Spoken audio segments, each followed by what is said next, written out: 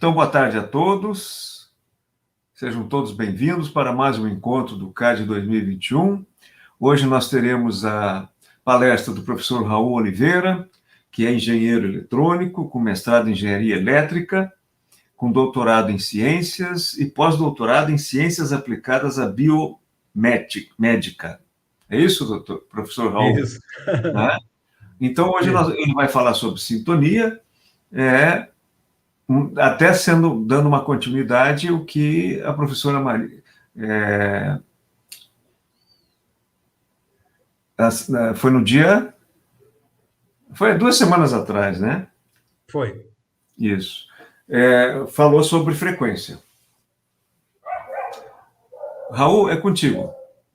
Ok, tá bom então, pessoal. A professora Vanilza. Isso. Deu um branco aqui. Não, isso aí. Não é um nome comum. Ok, boa tarde a todos. Espero que estejam todos vocês dispostos, que a gente consiga fazer uma sintonia mais fina com o assunto, que consigamos esclarecer alguma coisa e que a gente tenha a condição de fazer uma palestra que seja agradável, que seja proveitosa e que se alcance um mínimo de eficiência que a gente imagina. É importante a gente mencionar que o conteúdo da palestra anterior, que foi a professora Vanilza que fez, que versou sobre frequência, ela vai servir como base fundamental para que a gente entenda um pouquinho da sintonia. Esta base, ela essencialmente necessita do conhecimento dos conteúdos de frequência para que a gente consiga abordar a perspectiva da sintonia, né, que envolve justamente frequências. Então, podemos iniciar a palestra de hoje apresentando para vocês, mostrando para vocês alguns conteúdos que são extremamente importantes nesse diálogo, né? Então, vamos lá. É importante a gente fazer uma introduçãozinha, uma conceituaçãozinha inicial com relação ao que vem a ser sintonia. Eu tomei por base trazer aqui como uma parte introdutória alguns tipos de conceito de sintonia. Então, a parte inicial, nós dividimos essa introdução em 3 conceitos básicos, e o primeiro conceito seria apoiado no que significa sintonia, em o que o normal, que um dicionário manifesta no dia a dia para nós, né? Logo depois, nós vamos entrar numa conceituação de sintonia do ponto de vista enciclopédico, o que as enciclopédias manifestam no sentido de sintonia, e depois uma questão que já está mais voltada um pouquinho para a parte científica. Então, nós podemos ver inicialmente aqui, com essa conceituação que envolve a parte de dicionaresca, né? Que sintonia ela manifesta-se em termos de algumas vertentes de abertura de significação. Então, nós podemos ver aqui que, por exemplo, sintonia, ela versando no sentido da parte prática de circuitaria, de eletrônica, etc. e tal, ela diz que é uma condição de um circuito cuja frequência é igual a de outro. Então, aqui a gente tem um apoio no sentido de explicar frequência e utilizando frequência para fazer uma definição de sintonia, né? Mas, na continuidade, o que nós temos? Nós temos a menção que fala de dispositivos que permitem ajuste de antena de aparelho de rádio e televisão, por exemplo, para uma recepção de transmissão de alguma emissora. Então, nós podemos ver que sintonia também está associada a alguma coisa com transmissões. Ou seja, para você poder receber alguma coisa, você tem que estar sintonizado com algum tipo de transmissão. Por fim, nessa parte dicionaresca, o que nós temos é algo que envolve acordo, harmonia. Então, a sintonia também faz a consideração, faz parte da conceituação de alguma coisa que seja mútua, de alguma coisa que tenha um acórdão e que seja mútuo. Então, é algo que se manifesta no sentido de harmonia, de fazer digamos assim, equiparação de similitude em questão de algo que já foi acortado anteriormente. Tá? Então, sintonia tem esse quilate também. Né? Não está referindo-se plenamente e unicamente a equipamentos, mas sim a uma questão de fazer acordos, de harmonizar algumas questões e pontos de vista. Do ponto de vista dicionarístico, a gente tem essa perspectiva quando estamos falando de sintonia. Se passarmos agora para alguma questão que seja enciclopédica, nós vamos ver uma abertura um pouquinho mais intensa do ponto de vista de sintonia. É uma amplitude que nos traz até a significação do próprio termo, da própria palavra, né? Sintonia, ela é uma palavra que pode ser quebrada em duas partes, um prefixo e um sufixo, ambos vêm do grego, e a parte do prefixo, esse sim da sintonia, que é justamente alguma coisa que expressa conjunto, expressa que este sim significa junto, conjunto, juntamente, tá? E a segunda parte, que seria o sufixo tonus, ele traz para nós do grego alguma coisa como tensão. Tá? Então, o que nós teríamos como significado da palavra sintonia? É mesma tensão, um tônus similar, um tônus que seja igualitário. Então, este seria o significado da palavra sintonia. Mais à frente, nós podemos observar, na parte enciclopédica, que a gente tem, que seria sintonia, o estado resultante da concordância ou igualdade de frequência.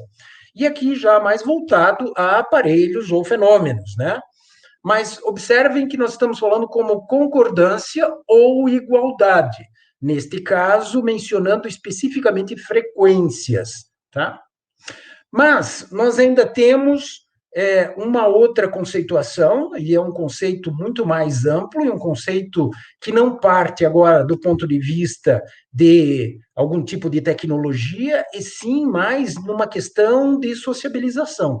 Então vejam que a sintonia ela é considerada também como reciprocidade, como acordo, como algum sentido de questão mútua, né? E ainda tem a primeira palavra mencionada, quase ao pé do slide de vocês, que chama-se concomitância. Então, o sentido de sintonia, ela versa com a concomitância. O que seria concomitância? Concomitância é a participação simultânea de pelo menos duas partes, tá? Então, quando nós estamos falando de simultânea e participação, nós estamos querendo dizer que ambas as partes são ativas, nenhuma é passiva. Então, quando a gente diz que sintonia é uma concomitância, a gente está querendo dizer que existem partes que estão associadas nesta sintonia e ambas são ativas. Tá? Então, essa reciprocidade, este acordo mútuo, não é alguma coisa que expressa uma atividade de um lado e uma passividade do outro, mas sim uma duplicidade de atividade. É uma dinâmica simultânea. Nenhuma das partes fica passiva. Tá? Podemos passar um pouquinho mais para frente para uma questão um pouco mais técnica, que seria o conceito de sintonia. E esse conceito ele já está versado mais na perspectiva do científico, né? E de cara, a gente já observa que, em termos científicos, o conceito de sintonia ele é complexo. O ele é complexo significa que nós teremos alguma explicação que ela é mais ampla, mas ela requer algum fundamento de entendimento.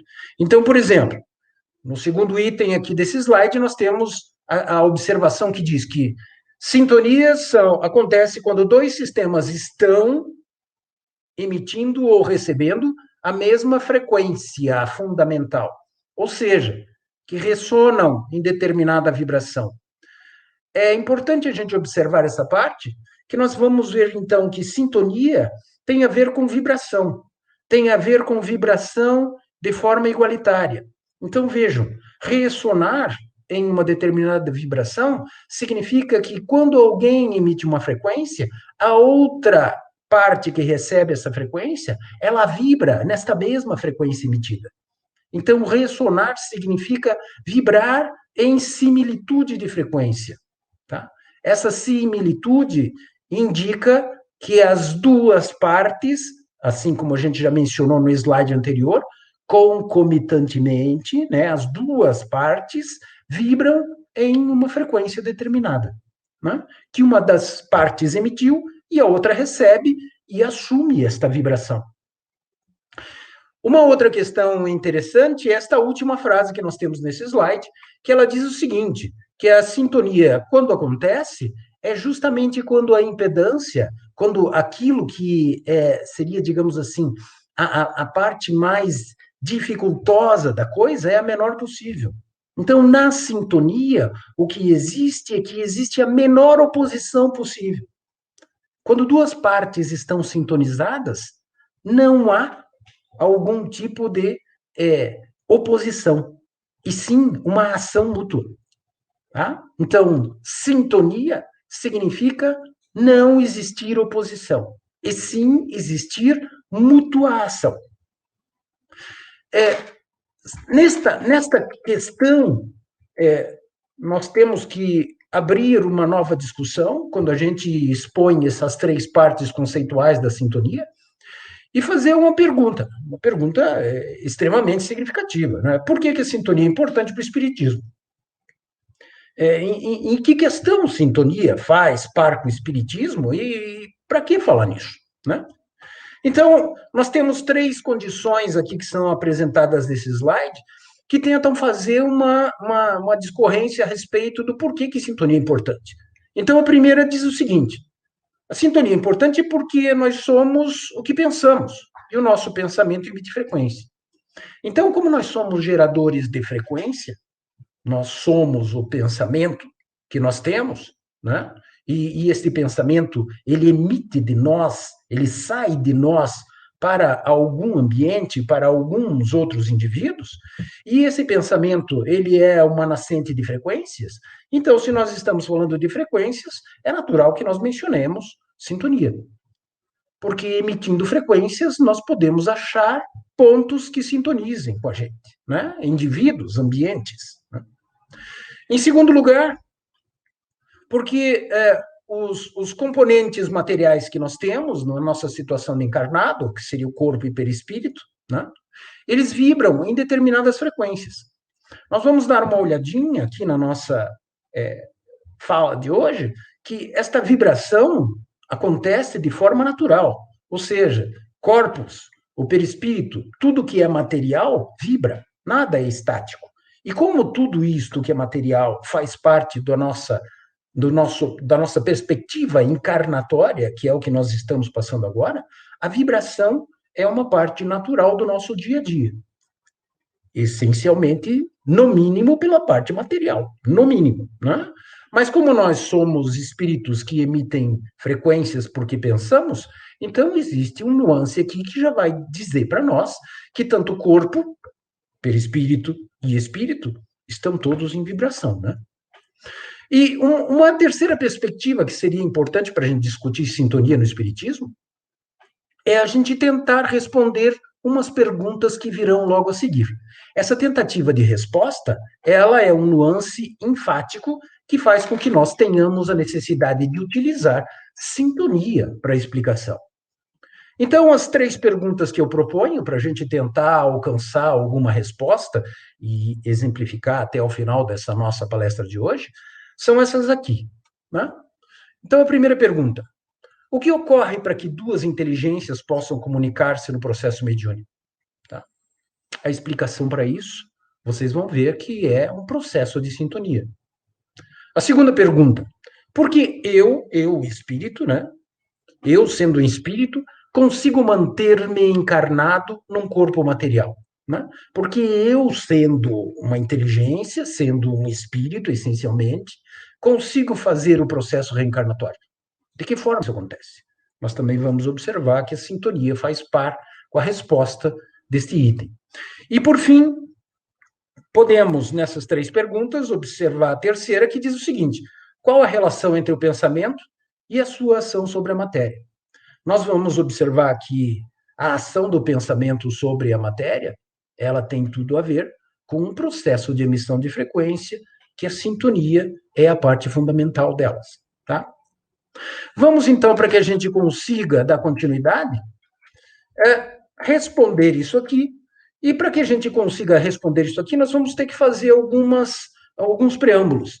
Dentre eles, a gente vai falar um pouquinho sobre matéria e energia, e logo depois a gente entra no campo da sintonia, e a gente, por final, vai fazer uma explicação e alcançar um pouquinho o que seriam esses fenômenos espíritas que envolvem a sintonia, tá? Então, vamos falar um pouquinho a respeito de matéria e energia.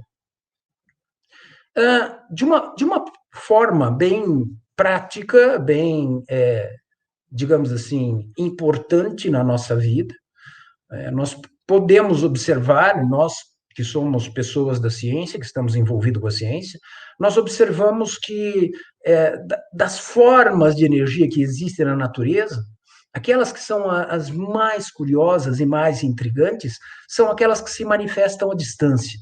Então, observem só, esta gravura, este movimento que vocês estão vendo aí na tela de vocês, é justamente a manifestação de 2 pontos que emitem frequência, 2 pontos que emitem algum tipo são fontes que emitem algum tipo de frequência, e quando uma emite essa frequência em relação à outra, notoriamente a gente identifica pontos de interferência. Vejam que aqui a gente tem a simulação de 2 fontes de emissão de frequência, e essa emissão de frequência ela está se dando à distância. A fonte, quando emite essa frequência, ela espalha essa frequência no ambiente. E como nós temos uma outra fonte fazendo a mesma coisa, emitindo frequência no ambiente, existe uma interatividade nesse campo. Esses 2 campos, eles interagem porque quando eu emito frequência, eu estou fazendo algum tipo de manifestação de energia. Então, a energia, ela é característica da frequência. Toda a frequência, ela emite alguma espécie, alguma forma, alguma quantidade de energia, tá? Para a gente conseguir chegar na perspectiva dessa importância dos campos e da energia, nós precisamos, primeiro, esperar um grande prazo da consistência da inteligência humana para chegar nesse ponto. E nós só conseguimos abordar e observar que campos e energia são importantes a partir do fim do século retrasado, tá? Do século XIX. Quando nós estamos no século XIX, um senhor chamado James Clerk Maxwell, que é justamente a figurinha do barbudo que se manifesta na tela de vocês, ele propôs, pela primeira vez, o que seria aquilo que nós chamamos cientificamente da teoria de campos. Ele faz isso trazendo um estudo de eletromagnetismo. Então, ele estudou eletricidade e magnetismo. E, fazendo esse estudo, ele conseguiu fazer uma proposição teórica a respeito de o que seriam campos de forma teórica. Essa parte teórica da organização de campos foi alguma coisa fundamental para que mais tarde, no início do século XX, aquele senhor outro que está aparecendo ali, de bigode, que vocês devem conhecer, Albert Einstein, né, pôde propor a teoria da relatividade baseado nesse tipo de teoria de campos que James Clerk Maxwell propôs. Essas manifestações, elas esclareceram para nós que a energia se propaga no formato de campo. E até então, nenhum de nós tinha essa perspectiva. Nós tínhamos alguns tipos de tentativa de explicação que não eram plausíveis. Eram explicações muito localizadas, que não conseguiam compor a maioria dos fenômenos da natureza. E somente a partir de Maxwell é que Einstein conseguiu propor a teoria da relatividade. Então, notem que é alguma coisa que veio acontecendo paulatinamente. Hoje em dia, na perspectiva da ciência, nós utilizamos a teoria, nós utilizamos a concepção de campo como alguma coisa que não é mais aceito só de forma teórica, e sim de forma prática. Nós temos como fazer algumas comprovações e medições em termos de campo. E esses campos, notoriamente, nós conseguimos identificar como portadores de energia, né? Continuamos mais à frente um pouquinho, e a gente começa a tentar explicar o que seria um campo energético de uma forma bem simples. Vamos utilizar, por exemplo, um ímã. Um ímã, ele manifesta um determinado campo, né? Então, a ação do ímã à distância faz com que alguns objetos metálicos eles sejam atraídos. Para que isto ocorra, é importante que algo interaja entre o ímã e esses objetos metálicos. Observando de uma forma que para nós visivelmente não é possível, nós traduzimos essa figurinha aqui, que simula justamente a manifestação deste campo magnético. Então, notem, é justamente pela existência deste campo magnético que nós visualmente não conseguimos observar, é que existe a atração deste material metálico. Então, a gente tem aqui nessa figurinha uma espécie de um preguinho, um alfinete, algo assim, que é atraído pelo ímã, quando o campo magnético, ou seja, um campo que emana energia, chega até o material metálico, né? Esse campo aí, ele é formado por ação de forças que são invisíveis, os nossos olhos não conseguem observar, mas eles existem e reagem com as partículas metálicas do objeto que está sendo atraído. Então, aqui a gente tem uma noção um pouquinho mais figurada do que seria um campo energético, um campo que emana energia, tá? Essa perspectiva de campo que emana energia, ela não fica apenas no sentido do magnetismo. Nós podemos mostrar alguma coisa um pouquinho mais complexa. A gente pode falar de campos que têm eletricidade e magnetismo simultaneamente. Então, por exemplo, quando nós temos uma bobina que passa uma determinada eletricidade por ela, nós temos a geração de um campo também. Esta figurinha que vocês observam aí, ela demonstra linhas de força, ou seja, a manifestação de algo que parece um campo azulado, quando a energia elétrica circula pelas bobinas, circula por essas alças redondinhas que estão fechadas, esses anéis redondinhos. Este efeito que nós estamos observando aqui na tela é justamente um efeito que acontece similarmente quando nós estamos apontando o nosso controle remoto para o portão da nossa garagem ou do nosso prédio, por exemplo, né? Quando nós fazemos isso e apertamos o nosso controle remoto, do controle remoto é liberada uma corrente elétrica que passa por uma bobina que está dentro do controle remoto e emite um campo como este. Este campo tem um alcance suficiente para chegar numa antena parecida com essa que vocês veem na tela, lá no portão da garagem. Porque existe uma sintonia entre o que é emitido do controle remoto e o que é aceito pelo campo do portão, é que pode acontecer a abertura do portão, tá? Então, isso é um exemplo de manifestação à distância de um campo de energia. Este campo de energia, ele pode ter outros tipos de presença também. Então, imagine o seguinte, o que nós chamamos também de campo eletrostático. O que nós temos aqui? Nós temos dois pinos, digamos assim, eletrodos, que eles são carregados eletricamente.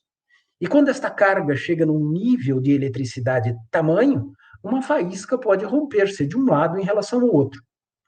Esse tipo de manifestação é justamente uma concentração de carga elétrica em cada um dos polos, fazendo com que haja uma faísca.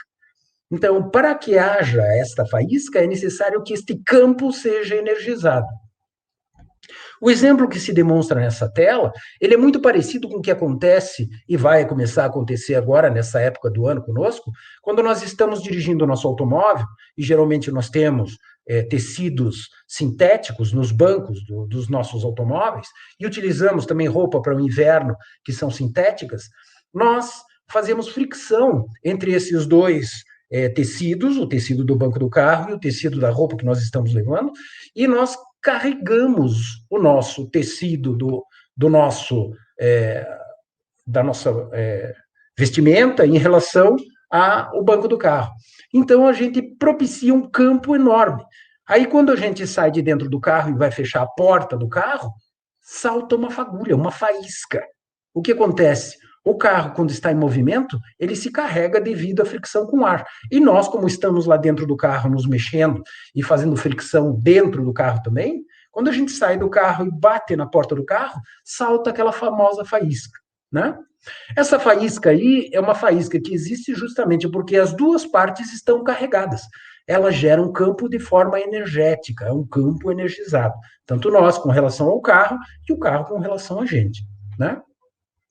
Só como curiosidade, e não tem nada a ver com o nosso assunto, só como curiosidade, uma fagulhinha como essa que está aparecendo na imagem de vocês aí, ela tem aproximadamente uns 10 mil volts. Pode parecer assustador, mas a corrente é muito, muito insignificante. Então, a energia parece elevada, porque 10 mil volts é um número muito grande, mas é uma corrente tão insignificante que mal a gente percebe na ponta do dedo essa faísquinha, né? E ela é bem pequenininha. Se a gente mudar um pouquinho da grandeza de alguma eventualidade para a gente poder fazer análise, nós podemos ver que existem grandes campos. Um desses grandes campos a gente pode manifestar com relação ao nosso sistema planetário, por exemplo. Então, aqui nós temos nessa figura que aparece para vocês no vídeo de vocês, do lado esquerdo, a representação de uma parte do Sol, que emite um campo gravitacional em relação à Terra, e do lado direito nós temos a expressão da deformação que o campo gravitacional do Sol causa no campo gravitacional da Terra. Imaginem só, então, a interatividade entre esses dois grandes campos, que seria o campo gravitacional da Terra com o campo gravitacional do Sol, causa esse tipo de deformação. Isto também é possível porque existe uma deformação neste campo que existe entre esses dois grandes corpos espaciais, né? Então, nós podemos ver que a Terra, que é extremamente gigante, aproximadamente 40 mil quilômetros de circunstância dela no Equador, e o Sol, que é absurdamente maior do que a Terra, um causa influência no outro em termos de campos de ação, campos de interatividade. Podemos observar que para que existam estes campos e para que essa energia se manifeste, nós sabemos na natureza, através da ciência, que existem 4 tipos de força que podem gerar este tipo de campo ou esses tipos de campo na natureza. Aquela que nós chamamos de força forte, ela existe entre o que nós chamamos quarks e gluons, que são partículas, subpartículas que estão dentro do núcleo do átomo, então é chamada força forte, é a força que mantém prótons e nêutrons agregados no núcleo atômico, por isso ela é chamada de força forte, porque é uma força extremamente significativa. Nós temos também a força chamada eletromagnética, que faz parte da natureza, essa que nós apresentamos para vocês em alguns slides anteriores, que manifestou o campo elétrico, o campo eletromagnético, as faíscas, etc. e tal. A força fraca, a força chamada fraca, é uma força que permite o decaimento radioativo. Então, existe na natureza um fenômeno chamado radioatividade. E esta radioatividade, ela provém de uma força que nós qualificamos como força fraca, que existe na natureza. A quarta força, que compõe as 4 existentes na natureza, é o que nós chamamos de força gravitacional. Se a gente observa alguma coisa no sentido de dizer força forte, força fraca, a maior, a menor, mas simplesmente conceituando isso, do ponto de vista de ciência, nós que estamos envolvidos com isso, já temos um costume e conseguimos quantificar isso, quanto é mais forte, quanto é mais fraco. Para quem não está acostumado com esse dia a dia, vamos trazer uma exemplificação que pode traduzir para nós o que é esse forte, fraco, etc. e tal. Mas é importante nós sabermos que justamente todas essas forças, elas podem provocar o aparecimento de campos de energia. É por isso que elas estão mencionadas. Porque essas 4 forças existentes na natureza, elas fazem o aparecimento de campos de energia. Então, para a gente só ter uma comparação gradativa, vamos fazer o seguinte: vamos fazer de conta que a força gravitacional valesse 1. Não interessa dizer para vocês o quê, 1 metro, 1 tonelada. Não, só vamos dizer o seguinte, que a força gravitacional vale 1. Só para vocês terem uma ideia, qual seria o valor da força fraca? Ela teria essa quantidade de zeros depois do número 1 em relação à força gravitacional. Ela é absurdamente maior do que a força gravitacional. E essa é a força fraca.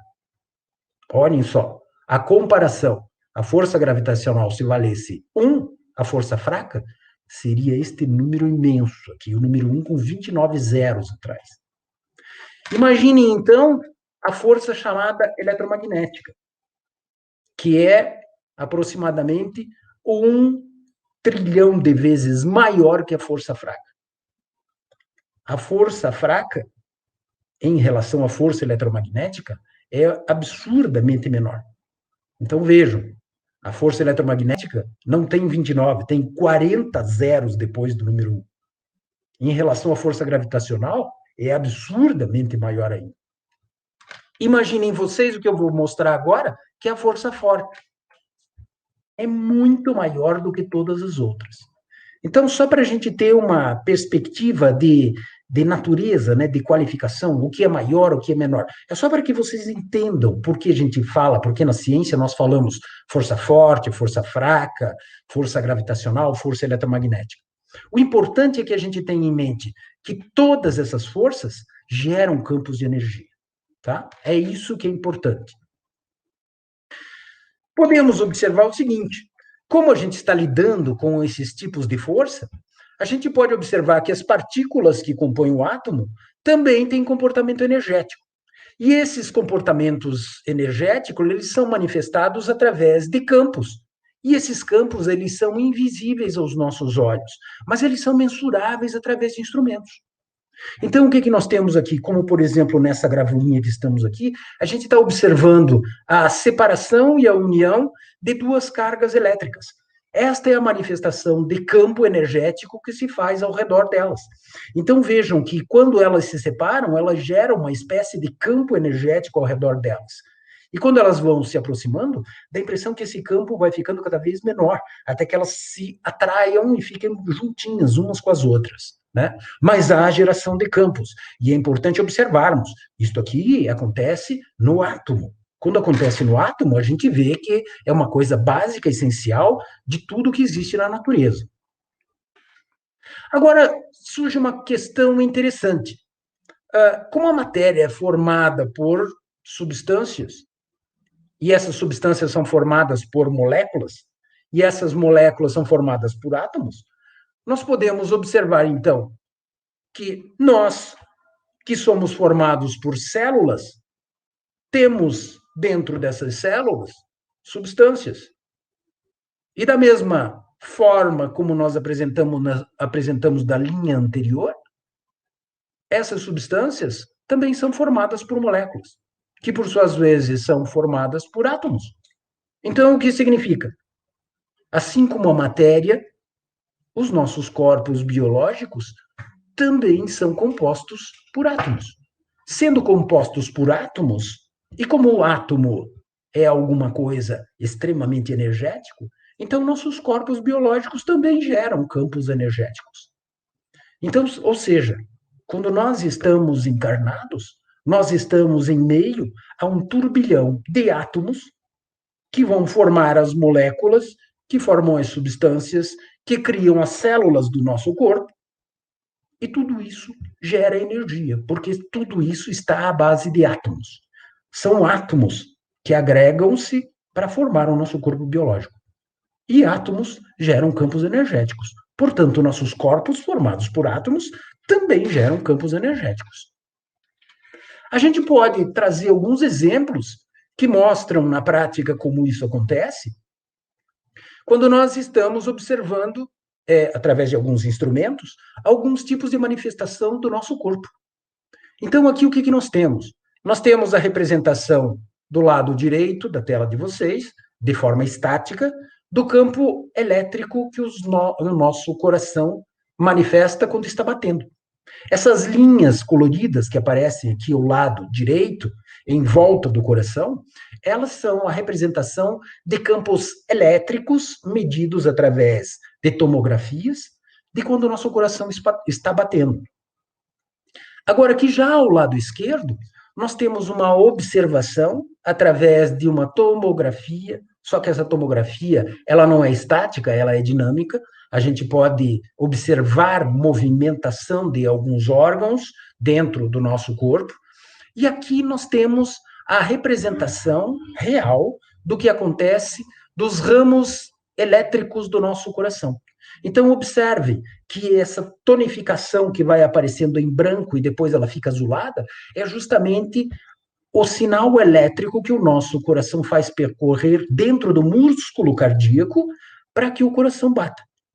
Esses são campos que existem dentro do nosso corpo. Então, imagine, dentro do nosso biológico, nós estamos emitindo eletricidade.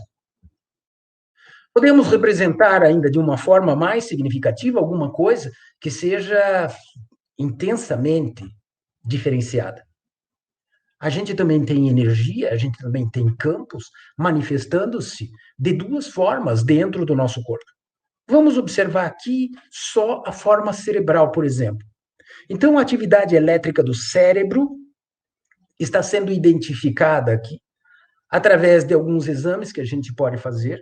Esse exame aqui é um exame que foi realizado de uma forma específica, num sentido extremamente difícil dentro do laboratório, para que a gente pudesse observar qual a funcionalidade elétrica de algumas conexões dentro do cérebro a partir de estímulos externos, tá? Isso aqui foi uma circunstância em particular que aconteceu em um laboratório muito específico da Suíça para a gente conseguir fazer esse tipo de coisa, tá? Mas aqui ao lado direito, o que nós temos? Nós temos manifestações de campos magnéticos que são gerados dentro do nosso cérebro também, quando nós estamos fazendo algum tipo de tomografia dentro do da observação do nosso cérebro. Então, aqui nós temos, assim, por exemplo, algumas áreas que são identificadas em vermelho e outras em azul. As áreas em vermelho é quando essa manifestação desse campo magnético vai no sentido externo, de dentro para fora. E quando a manifestação é feita de fora para dentro, tá? É no sentido da cor azul. Essas tomografias, elas traduzem para nós um comportamento elétrico e eletromagnético do corpo humano. Observa-se claramente que este tipo de circunstância traduz para nós a existência de algum tipo de energia, de campo manifestando dentro do nosso corpo, dentro do nosso biológico. Mas agora nós podemos passar da parte de energia e matéria para a parte de sintonia propriamente dita. Então, o que nós podemos observar? Como nós temos um corpo biológico, nós podemos agora extrapolar um pouquinho essa nossa perspectiva. Vamos fazer uma análise em termos daquilo que nós somos de forma íntegra quando estamos encarnados, tá? Porque nós somos espíritos encarnados, nós também geramos campos energéticos. Ou seja, quando nós pensamos, por exemplo, nós fazemos emissão desses pensamentos através de alguns tipos de frequência. Então, o espírito também gera campo energético, porque o espírito, quando emite o pensamento e utiliza para isso, digamos, os instrumentos propícios de estar encarnado, o cérebro, etc. e tal, nós forçamos a existência desse tipo de campo. Nós fazemos com que isso emane de nós. Então, o espírito gera campo energético também, tá? E esses campos, eles são provenientes justamente deste trio que nós temos quando estamos encarnados, espírito e perispírito, que fazem interação com a parte material que é o corpo. Essa interação da parte material com o corpo, ela faz justamente par com todos os outros componentes. Então, se nós observamos que o nosso corpo, biologicamente, emite campos de energia, consegue fazer uma emanação de energia através de campos, quando a gente emana energia, a gente está emitindo alguma espécie de frequência. O perispírito, por sua vez, ele também é material, só que um pouco mais sutil. Por ser material, também vai fazer uma emissão energética. Ele também tem alguns tipos de manifestação energética. Portanto, gerando campo, o perispírito também tem emanação de frequência. E como nós vimos e inicialmente observamos, o nosso espírito, quando gera o pensamento, ele está emitindo frequência. Então, o que acontece é que espírito, perispírito e o corpo material têm uma interação de campos. Tá? Quando nós observamos esse trio que compõe a nós, indivíduos encarnados, gerando energia e gerando campos, notoriamente alguma coisa tem que acontecer para que este trio se comporte de forma encarnada como um ser, como um indivíduo, que é o que nós estamos nos observando quando estamos encarnados. Então, o que acontece? É essencialmente necessário que esses três que emanam frequência, para se manifestar agregado, se exteriorizar como um indivíduo único, que é o que nós nos observamos quando estamos encarnados aqui, é essencial que, ao gerar frequência, tenhamos uma sintonia. Porque se não tivermos uma sintonia, vão ser múltiplas frequências, todas díspares, emanando frequência para tudo quanto é lado, sem que os três consigam conversar num só. Então, o que acontece? Para que haja uma interação entre espírito, perispírito e o corpo biológico, é necessário que exista uma sintonia entre esses vários campos que são manifestados. Então, vejam só o que acontece. O nosso espírito e perispírito e o corpo material estão em sintonia para que a unidade se manifeste, para que nós, encarnados, nos manifestemos como uma unidade. O perispírito é extremamente importante neste diálogo do espírito com o corpo, porque ele consegue interagir tanto com as vibrações mais elevadas espirituais, quanto com as vibrações mais baixas da matéria. E o que ele faz? Ele faz com que exista uma espécie de tráfego de informações entre o corpo material e o espírito, que é o portador da inteligência. Esse esqueminha que vocês olham mais abaixo aqui, ele traduz para nós um pouquinho o que seria, ele é feito dessa forma, assim, é disforme, não representa um corpo humanoide, justamente para que a gente não tenha uma ideia, digamos assim, mal formada. Então, por isso que a gente faz um esquema dessa forma, para que a gente possa tentar explicar como é que a ação se dá e a reação se dá nessa sintonia entre ambos. Então, observem só. O espírito, que é o portador da inteligência, ele emana alguns tipos de frequência. E essas são frequências de alto nível. Tá? Alto nível que eu quero dizer são frequências mais elevadas. O perispírito, de um lado, consegue fazer uma sintonia com essas frequências de alto nível, para que do outro lado do perispírito ele consiga fazer uma interatividade com a matéria corporal. A frequência que a matéria corporal emite, ela é mais baixa do que a frequência do espírito. Então, o perispírito, ele funciona como se fosse um órgão que manifesta sintonia em dois extremos e consegue traduzir uma informação num ciclo entre os dois. Então, da alta frequência do espírito para a frequência mais baixa do corpo, existe este tráfego que o perispírito possibilita que aconteça. Então, para cada ação que o espírito faz, que é justamente essa setinha de ação que está se desenvolvendo da esquerda para a direita para vocês, do sentido do espírito para a matéria, o perispírito também pode ter uma observação de reação, traduzindo aquilo que o corpo tem que responder para o espírito nesse sentido. Tá? Então, é um veículo de mão dupla. O perispírito é que proporciona esse sentido sintônico entre espírito e o corpo material. Por isso é muito importante o perispírito. Mas nós podemos observar o seguinte, a nossa unidade individual, aquilo que nós somos, nós encarnados, nós temos alguma frequência característica. Nós somos uma pessoa, um indivíduo, que não é igual ao outro. Como nós não somos igual a outros, nós temos uma similitude de aparência, mas nós não somos igual perfeitamente. Cada um de nós é um indivíduo, né? Então, nós emitimos certos tipos de frequência característica. Nós temos características que são únicas, né? Especificamente por sermos indivíduos. O que a gente pode observar? Que dependendo da frequência que nosso conjunto encarnado vibra, a gente pode sintonizar outras frequências que são afins. Tá? O que queremos dizer com isso? Tá? A gente quer dizer o seguinte, que vibrando em frequências morais elevadas, por exemplo, a gente vai sintonizar algumas outras frequências que também são elevadas. Se nós vibrarmos em baixas frequências, também vamos sintonizar aquilo que é o equivalente com baixa frequência. Então veja o que acontece, que por sermos caracteristicamente emissores de frequência, espírito, perispírito e corpo, nós temos uma característica fundamental que é alguma frequência. Tá? Não conseguimos observar nem quantificar qual é esta frequência. A gente não consegue. Mas a gente consegue observar que, ao vibrar em frequências, nós sintonizamos outras que são afins. Se o exemplo desta última frase que apresenta no slide de vocês aí é mais ou menos característico. Se as frequências forem elevadas, a gente se sintoniza parcerias elevadas. Se essas frequências forem mais baixas, a gente sintonia parcerias mais baixas. Tá? Então, isto é importante.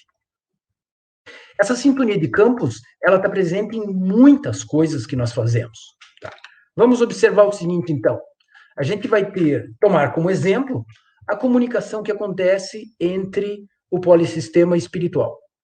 O que nós podemos trazer aqui? A gente pode trazer um esqueminha mostrando para vocês, mais ou menos, o que acontece na comunicação com o polissistema espiritual. Então, aqui a gente tem dois bonequinhos que estão exemplificando o espírito encarnado e o espírito desencarnado. Existe em cada um deles a emissão de campos. Nós geramos o que nós chamamos de campo mental, tanto o espírito encarnado quanto o espírito desencarnado. Esses campos mentais, eles são, digamos, atuações dos espíritos, e tanto faz encarnado ou desencarnado, via perispírito. Há uma emissão de campo nesse sentido perispirítico. E esses dois campos, quando são emitidos do espírito via perispírito, eles geram energia. Então vejam só o que acontece quando há uma sintonia entre esses campos, do encarnado e do desencarnado, tá? Existem justamente uma afinidade. Esta afinidade sintônica entre esses campos permite que uma comunicação seja estabelecida entre ambos. Então, esta é a forma que acontece a comunicação mediúnica. Esta é a forma que suscita para que nós, encarnados, consigamos nos comunicar com desencarnados da forma mediúnica. Notem, são emissões de campo. Quando nós estamos falando de campo, nós estamos falando de energia. Quando estamos falando de energia, estamos falando de frequência. E quando há sintonia entre essas frequências, a gente estabelece um caminho para que a comunicação ocorra. Esta comunicação manifesta-se através da sintonia entre esses campos. Tá? Então, aqui a gente já tem uma das respostas às perguntas que nós fizemos anteriormente. Como acontece a comunicação? É através da sintonia de campos que isso acontece. Tá? Assim, então, quando a gente pensa, o nosso pensamento irradia alguma coisa. Irradia campos, irradia energia. Tá? Que tem algum endereço específico. Então, a gente pensa para alguma coisa, em direção a alguém, com alguma intenção. A gente está irradiando esse pensamento. A gente está irradiando para alguma coisa, com alguma intencionalidade. Então, quando a gente pensa, irradia campos com endereços específicos. E a gente pode observar, por exemplo, caracteristicamente, essa irradiação, quando a gente está mentalizando algum tipo de circunstância. Por exemplo, nas mentalizações que a gente faz, do ponto de vista de auxiliar algum indivíduo que esteja, sei lá, hospitalizado, que precise de algum tipo de conforto, algum tipo de harmonia, ao mentalizarmos, a gente está irradiando e dirigindo energias nessa especificidade da mentalização construtivas em alguma direção. Então, quando a gente está pensando e irradiando, mentalizando alguém, a gente está dirigindo campos energéticos de energias construtivas. Tá? Quanto mais específica for esse tipo de construtividade, melhor a gente consegue atuar no sentido de trazer harmonia, o nosso destino, o endereço específico que a gente está irradiando. Para a gente poder fazer uma comparação um pouquinho mais, digamos, prática com relação a esta emissão de radiação, vamos fazer de conta que esta irradiação de pensamento, ela acontece como se fosse a entrega de uma encomenda para alguém. Então, o que nós temos aqui? Nós temos um pacote. Este pacote, ele tem alguma coisa. Ele tem um destinatário específico. Então, quando nós estamos pensando, é como se nós estivéssemos emitindo um pacote. E esse pacote é para alguma coisa, para alguém. Tem um destino, tem um destinatário específico. Só que neste pacote, ele tem alguma coisa, ele tem algum conteúdo. E esse conteúdo, ele vai depender de quem enviou o pacote para esse destinatário. Notem o que ocorre. O alvo do pacote vai receber a encomenda dependendo da sua sintonia. Por que dependendo da sintonia? Se o correio com o pacote bate na casa do destinatário e ele não estiver em casa, o que acontece? Ele não recebe o pacote. Mas se ele estiver em casa, ele recebe o pacote. Então, a presença dele em casa faz sintonia com o entregador do correio, que pode fazer com que a encomenda chegue ao destinatário. Tá? Notem que, quando a gente pensa, a gente está irradiando exatamente isso, pacotes de energia, porque ao emitir campos, e esses campos são energéticos, são pacotinhos de energia que a gente está emitindo. Tá? Do ponto de vista de ciência, a energia se propaga em campos através de pacotes, tá? Pacotinhos, pequenas porções de energia. Então, de acordo com a sintonia do nosso pensamento, esse pacote será entregue. Acontece que o conteúdo do pacote depende de quem está emitindo. Ou seja, nós. Se estamos irradiando essa energia, o conteúdo vai depender de nós. Exclusivamente de nós. Verifiquem e observem o seguinte, então. Assim, quando a gente menciona que isto ou aquilo ocorre por similaridade de frequência, a gente está querendo dizer que os grupos de agentes desses eventos são portadores da mesma quantidade de vibração entre si. Quando a gente fala em similaridade de frequências, nós estaremos querendo dizer que há sintonia, que existem emissões de frequências que são muito próximas. Ou seja, a vibração acontece de uma forma sincrônica, ao mesmo tempo. Então, a gente está falando de sintonia. E aí, o que a gente tem?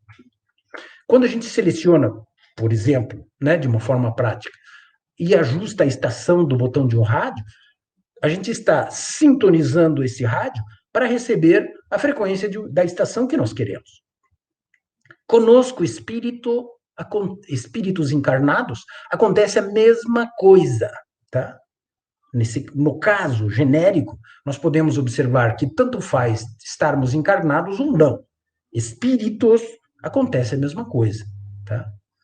A gente atrai e é atraído por frequências que são similares às do nosso comportamento.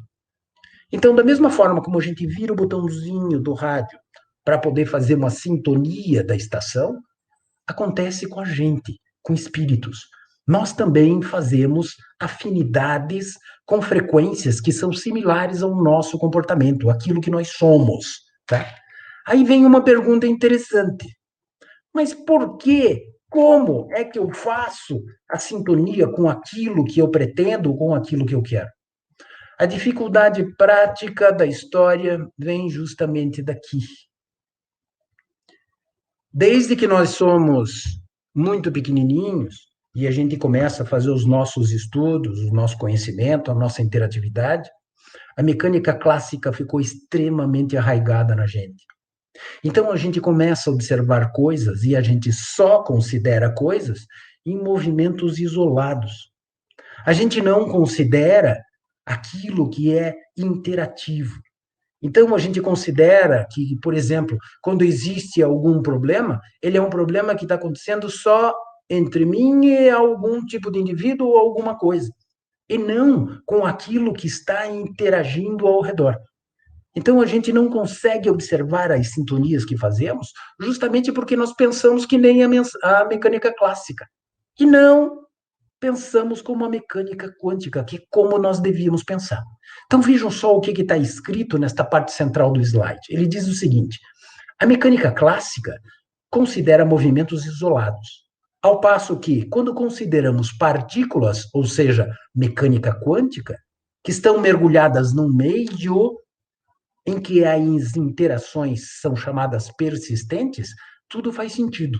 Ou seja, quando nós observamos que as interações que existem conosco são persistentes, tudo está ligado a tudo, nós começamos a perceber de uma forma mais significativa como fazer as sintonias com as coisas, como prestar atenção em tudo que está ao nosso redor para melhorar a nossa sintonia com tudo que está ao nosso redor. Então, daí, porque nós pensamos como a mecânica clássica, nós não conseguimos observar caracteristicamente como a sintonia se manifesta. E como nosso pensamento poderia ser mais coordenado para melhorar essa sintonia. Isto, de forma prática, é o porquê que nós temos dificuldade de fazer sintonia com aquilo que nós imaginaríamos que seríamos o que queríamos. Por exemplo, nosso processo mediúnico poderia ser muito mais claro, muito mais aberto e muito menos nublado se nós tivéssemos uma clareza melhor de como fazer sintonia com os nossos mentores, com aqueles que querem se comunicar com a gente, etc, etc, etc. Certo? Ok? Era isso que eu gostaria de mencionar para vocês, trazer para vocês no sentido de sintonia. E essas aí são as referências que nós temos apresentados com relação a esse estudo todo que nós trouxemos e nós esquematizamos para vocês na tarde de hoje. Tá? Espero que tenha esclarecido alguma coisa, espero que vocês tenham conseguido juntar algum tipo de dúvida, porque o importante quando nós trazemos algum tipo de fala é justamente deixar muitas dúvidas no ar. Tá? Se não conseguir fazer com que vocês ficassem com alguns tipos de dúvida, então o que nós temos aqui é um problema sério. É essencial que a gente fique com dúvidas. Eu tenho que causar dúvidas em vocês. Essa é a perspectiva. Ok? Muito obrigado pela paciência de vocês. O Ronaldo Lobo, ele faz a seguinte indagação. Em relação às 4 forças básicas, o alcance dessas forças é no sentido inverso da intensidade dessas forças, ou seja, a força da gravidade é a de maior alcance em relação às demais? Sim, sim. É a de maior, digamos assim, é a de maior deformação. A proposição, em termos de campo, é que a força da gravidade ela seja estendida em virtude do tamanho do corpo que provoca a deformação no espaço. Tá? Mas, de forma geral, todos os campos energéticos, independente das forças, eles manifestam-se, em teoria, até o infinito. Só que, por exemplo, a força forte, ela tem uma manifestação muito intensa em um espaço muito restrito, que é o núcleo atômico. E logo, iminentemente, um pouquinho para fora do núcleo atômico, ela decai vertiginosamente. Tá? A força eletromagnética, que seria a segunda em tamanho, ela manifesta-se um pouco mais distante. Tá? Essa distância, digamos assim, é um pouco considerável em relação à intensidade do campo que ela manifesta. Então, digamos assim, uma antena de um equipamento elétrico, eletrônico, ela pode alcançar alguns quilômetros, dependendo da quantidade de energia que ela manifeste. Tá? Então, existe isso. A gravitacional é uma que tem a manifestação um pouco mais distante. Ok. A Giovana Lucchesi pergunta Sempre o pacote tem destinatário? Não podemos ter pensamentos soltos? Note o seguinte, nossos pensamentos, eles vêm com um ponto de vista de intencionalidade. Nós podemos pensar, e esse pensamento pode não ter, assim, digamos, um destino. Se ele não tiver um destino, ele, digamos assim, fica circundando em volta da fonte. E daí seria um pensamento para nós mesmos. Então, por fim, esse destinatário é uma questão de dúvida nossa própria. Então, a gente fica circundante, é como se fosse uma espécie de campo que ele fica localizado ao redor da fonte sempre. Mas todo o pacote de energia, ele tem algum tipo de orientação, mesmo que seja para nós mesmos, mas é uma orientação, tá? Ok.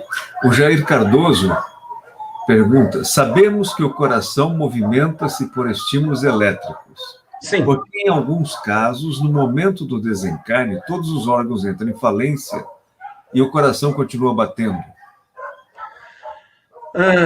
Existem algumas questões que são chamadas, se nós formos analisar do ponto de vista biológico, dependendo de como seja a falência de algum órgão, ele pode entrar numa situação chamada isquêmica, ou seja, um fígado ele tem algum tipo de disfuncionalidade tão intensa que o sangue passa de circular por ele. Quando o sangue passa de circular por ele, este órgão em si, ele começa a entrar em detrimento, ele começa a decair-se, ele começa a degenerar-se, né? Mas a ausência do fígado, de uma forma específica, para o coração, não impede o coração de bater. O que acontece é que certos conjuntos de órgãos, simultaneamente entrando em falência, eles não conseguem fazer com que haja uma simultaneidade nesse sistema. Então, por exemplo, se eu tenho falência de alguma parte renal, existe um circuito chamado cardiorrenal que vai fazer com que o coração permaneça batendo por um lapso de tempo. Esse lapso pode chegar a alguns minutos, mas não necessariamente vai continuar eternamente. Tá? Eu tenho outro circuito chamado cardiorrespiratório. Se eu faço uma parada respiratória por alguma relação, agora está em moda hoje em dia, por exemplo, essa história da Covid, né? Nós podemos ter algum problema de uma pneumonia severa, algum tipo severo respiratório, eu vou fazer com que a troca gasosa não aconteça mais, e aos pouquinhos o que acontece é que o sangue que passa ao redor do coração, ciclicamente, ele vai perdendo oxigênio. Perdendo essa quantidade de oxigênio, o coração vai começando a perder energia e não vai conseguindo mais responder ao seu batimento. E ele vai paulatinamente parando. Por isso que às vezes o coração fica um pouquinho mais tempo batendo, né? Porque ele é um órgão que é, como a gente chama, ele tem uma sinalização elétrica autônoma. Tá? Não depende do resto do corpo. Ele tem um gerador de eletricidade própria, o coração. É da constituição do músculo cardíaco isso, né? O Luciano Moro pergunta: o perispírito é equalizador dos campos do corpo e do espírito? Sim, exatamente. O perispírito, ele é como se fosse uma espécie de uma sanfona, né? De um lado nós temos algumas teclas, né? E do outro lado nós temos outras teclas. As teclas de mais alta frequência são do espírito. Então ele consegue equalizar essa vibração do espírito com relação à parte da vibração menor, que seria do corpo. Então o corpo é mais lento e o espírito é mais rápido, digamos assim, né? E o que o perispírito faz é conseguir equalizar os dois. Mas note, como a gente manifestou no exemplo da comunicação mediúnica, o próprio perispírito também emite campo. E o espírito, ele pode, através do perispírito, manifestar uma intencionalidade de campo, ou campo mental, por exemplo. E esse campo é perispirítico, e não material, não é biológico. Mas o biológico também emite campo. E esse campo também é proveniente do espírito via perispírito. Tá? São, por exemplo, as nossas interações de energia magnética, o passe magnético. É uma vibração de força ectoplasmática através do biológico. É através do biológico. Mas quem faz essa manifestação de intencionalidade é o espírito. que através do perispírito comanda o corpo, certo? A Ana Borges, na irradiação em geral, o emitente está com uma frequência mais elevada e o destinatário mais baixa. Como se dá a sintonia e a recepção, já que as frequências deles são diferentes? Note o que acontece. Quando nós fazemos irradiação, esta frequência que nós emitimos, ela não é diretamente depositada no destinatário, digamos assim. Ela precisa de um agenciamento, ela precisa de, digamos assim, de um trabalho para que essa energia seja compatível com o destinatário. Vamos fazer a seguinte perspectiva. Quando a gente está fazendo irradiação, volta e meia nós temos um livro de irradiação que diz assim, vamos irradiar para o fulano de tal. Em circunstâncias algumas, nós não sabemos onde está o fulano de tal. E alguém tem que guiar esta manifestação de energia para chegar até o fulano de tal. Em outros casos, nós temos o endereço, digamos assim. Tá? Quem tem que conduzir de forma final é algum meio. Este meio da irradiação, ela tem condução através de espíritos. Alguns espíritos é que fazem esta condução deste campo irradiativo para chegar ao destinatário. Vocês imaginem o seguinte, eu tenho que irradiar para o João da Silva. O João da Silva está num hospital lá em Valinhos, no interior de São Paulo. Eu não tenho ideia nem onde é Valinhos, nem onde é que vai ficar o hospital. Eu posso ter o endereço, mas o endereço não me diz onde é, porque eu não conheço o local, não conheço a cidade. Então, eu não tenho, às vezes, não conheço nem o destino da irradiação. Quem é o indivíduo, né? Então, tem que ter algum condutor. Este condutor, ele faz um beneficiamento também. Ele faz uma outra coisa chamada, o que nós comumente falamos no passe, que não é o objetivo desse nosso diálogo, ele faz uma modulação. Ele faz uma contextualização da energia e da frequência para que ela alcance o objetivo no sentido de chegar no destino com o equivalente que seja eficiente para o destinatário. Tá? É isso que acontece. A Helenice Jamur, quando sentimos uma energia ruim de uma determinada pessoa, significa que estamos na mesma frequência baixa? Veja só o que acontece. Vou fazer a seguinte paralelo, exemplo paralelo, para que você tente entender o que significa. Se houver um estrondo em algum lugar próximo a você, próximo que eu quero dizer alguns quilômetros, coisa assim, uma explosão, uma coisa assim, há uma vibração de baixa frequência mecânica que ela vem através da movimentação de ar e ela chega até você. E às vezes o que acontece? O ambiente onde nós estamos, a gente sente essa frequência, a gente sente o brum, né? Alguma coisa nesse sentido. Ou a gente sente no nosso corpo uma vibração de um caminhão que está passando lá fora. Isto não significa que nós estejamos vibrando na frequência do caminhão ou na frequência da explosão. O que significa é que nós temos componentes no nosso individual, tanto material como espiritual, que percebe frequências distintas. Mas não quer dizer que nós estejamos vibrando nessas frequências distintas. Essa frequência, que é uma frequência, digamos assim, que nos incomoda, ela nos incomoda por alguma razão, mas não pelo que nós somos necessariamente. E sim, porque ela causa um desconforto. Causar um desconforto não significa que nós somos esse desconforto. Nós estamos sentindo isso. É um sensoriamento. É como se a gente tivesse, digamos assim, uma espécie de campo que está sentindo que tem algo diferente acontecendo. Como nós tivéssemos uma espécie de campo de ação, de escudo, que sente que alguma vibração diferenciada está se manifestando. E a gente pode se precaver, por exemplo. Tá? Esse é um exemplo da coisa. Tá? A Nayane Teixeira, este pensamento solto poderia ser captado por quem esteja na mesma sintonia? Note o seguinte, às vezes nós não estamos com.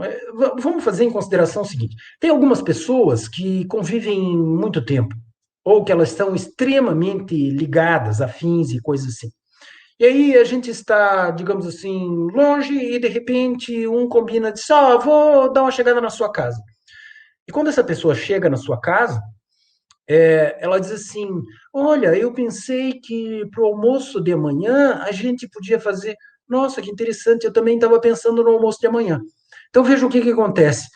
Às vezes existem afinidades de sintonias ou afinidades digamos assim, de proposições que reverberam em campos de outro. Então, aquilo que poderia ser o que a gente chama de pensamento solto, ela pode chegar próximo de alguém que tem esta afinidade seletiva. Ela consegue seletivamente identificar isso.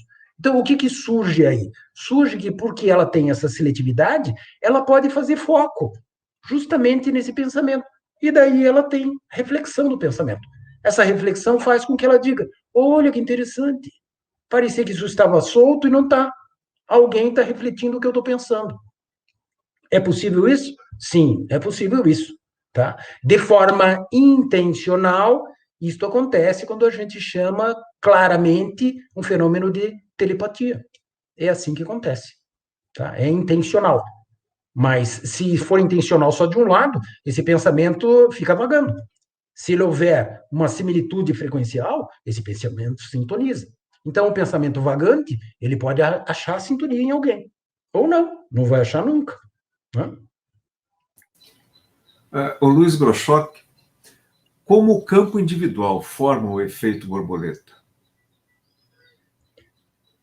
Note, quando você está querendo falar do efeito borboleta, eu estou entendendo que você está querendo falar de complexidade.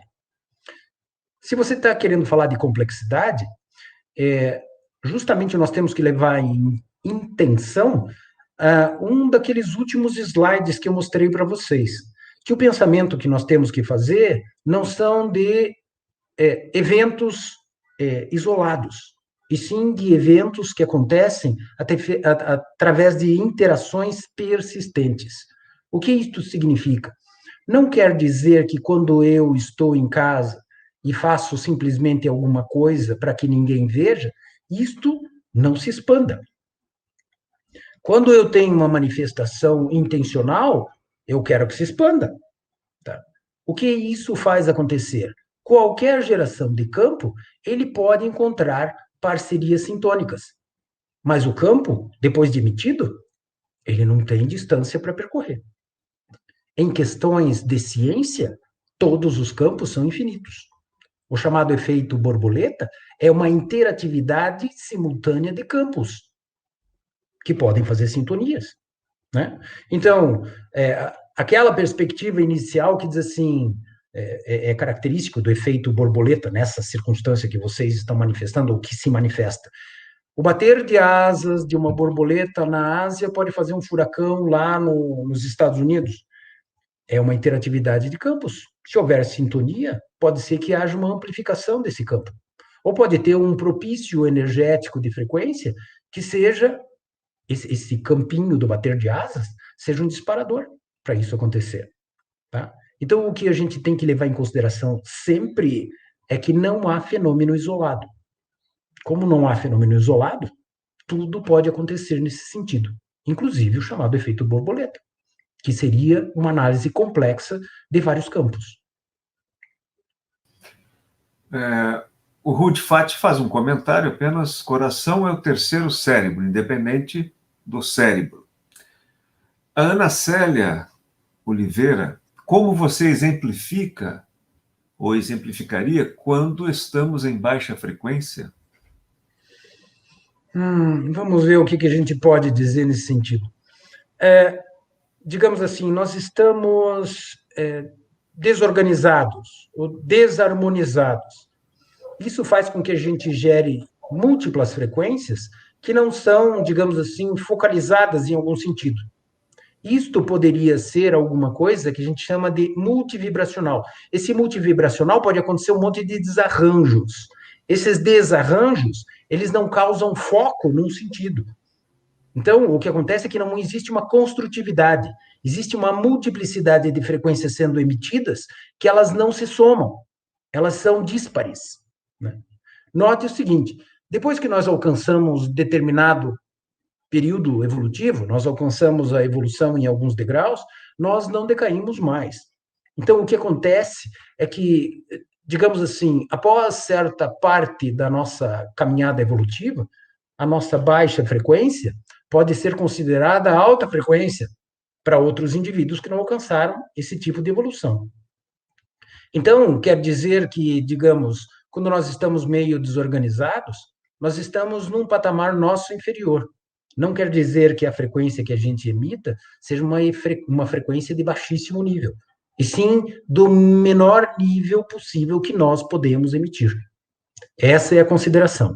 Depois que o patamar evolutivo é alcançado, existe um mínimo que nós podemos emitir, e nunca abaixo disso, porque o nosso patamar alcançado nos impede de ser pior do que nós somos agora. Então, não existe uma baixa frequência que vá fazer a gente, digamos, praticar um ato ruim, pior do que a gente já alcançou não praticar. A não ser que a gente não tenha alcançado. Se a gente não alcançou, a gente ainda está suscetível a isso. Então, o nosso período evolutivo ainda está se consolidando, né? Mas esta emissão de baixas frequências, digamos assim, é uma questão de desorganizar aquilo que nós podemos emitir. E não baixar assim a frequência para uma coisa impossivelmente inferior. Isso não existe. A evolução não nos deixa fazer isso. A Natália Martins, boa tarde, professor. Quando ajudamos o Dr. Leocádio na irradiação, a energia que vibramos é redirecionada ou usada de outra forma? Veja, quando nós fizemos a explicação naquele campo de irradiação, é algo mais ou menos similar que acontece. Quando nós emitimos a nossa frequência irradiativa, a gente está emitindo alguma frequência que está sendo irradiada, de forma geral, o que nós temos? Sempre é solicitado para nós que a gente pense em frequência de alto nível, que a gente esteja em oração, que a gente pense em coisas boas, conjuntivas, coisas que sejam harmoniosas, porque a gente quer um certo padrão, um certo patamar de frequências, um certo patamar de energia, para que os espíritos consigam, digamos assim, manipular, eles conseguem modular esta energia que chegam num patamar mínimo de eficiência para alcançar o destino. Quando a gente faz isso, e o doutor Leocádio está pedindo para a gente fazer isso, o que nós temos é, de fato, uma emanação de energia que alcançou um determinado nível de eficiência e ele e a equipe dele consegue conduzir e consegue modular para que o destino, para aquele que deve ser alcançado, ou o desígnio que eles desejam para a energia, possa ser depositado no destino que eles desejam, né? Bom, Raul, nós só temos a agradecer aí a tua disponibilidade, né? Que é isso. O compartilhamento aí desses conhecimentos, principalmente na tua área, que para nós é um pouco estranho, né? A nossa área de conhecimento, né? Da maioria de nós, pelo menos, mas é muito importante a gente conhecer por esse enfoque, né? O enfoque dentro da área da engenharia, da física, né? A respeito da sintonia, porque a gente fala muito sobre sintonia, sobre frequência, mas a maioria de nós não compreende o funcionamento intrínseco da sintonia e da frequência, né? E isso é muito importante para a gente compreender o próprio processo de comunicação entre espíritos encarnados e desencarnados e entre espíritos encarnados também, porque funciona para os dois lados, né? Sim, então, sim. muito obrigado. Você gostaria de dizer alguma coisa no encerramento? Fique à vontade. Bom, primeiro eu tenho que agradecer a paciência de vocês aí, porque às vezes esse pode ser um assunto meio ácido, meio ruim de se falar, porque ele compõe muita coisa no sentido científico, que não é o habitual do dia a dia, né? Que a maioria de nós observa. É uma característica de nós que pensamos um pouco a ciência, que construímos um pouco a ciência, a gente observar certos detalhes que são muito intensos, ou são significativos para nós. E todas as vezes que o irmão Leocádio, o irmão Green, faz alguma proposição, faz algum tipo de diálogo, a gente sempre tem uma observação que vai fazer par com aquilo que é a construção do nosso conhecimento. Então, a análise que nós fazemos é sempre no sentido de ciência. E a gente tem a condição interessante, eu não posso dizer boa, mas eu posso dizer interessante, de ter uma fé espírita. E por essa fé espírita, ela ser esclarecedora, crítica e sempre aberta para nós, a gente faz uma compatibilidade com o conhecimento científico. Quando a gente tem essa conjugação de ambos, a gente consegue fazer uma explicação um pouquinho mais prática e, às vezes, um pouquinho menos, digamos assim, inóspita como a ciência pura em si, para tentar alcançar um diálogo mais prático, mais do dia a dia, mais do cotidiano. Quando isso é possível, a gente pode fazer explicação de certas coisas que parecem ser um monstro de 7 cabeças e, na realidade, não é. Os processos mediúnicos, por exemplo, os processos de passe, os processos que envolvem campos e que envolvem energia, eles são vistos pela gente que tem a fé espírita e que compactua com a parte científica, digamos assim, com os bastidores, né? Então, a gente olha o que acontece do ponto de vista de matéria, a gente olha o que acontece do ponto de vista de interoperabilidade de corpo e perispírito, e tem um monte de incógnitas, óbvio, do ponto de vista do espírito, porque a gente não tem a noção mínima do que seja espírito. Nós tentamos descobrir, tentamos levantar evidências para alguma coisa, mas essas evidências, elas são sempre teóricas, são sempre coisas circunstantes. Então, a ideia prática é tentar aliar conhecimento científico com a fé espírita.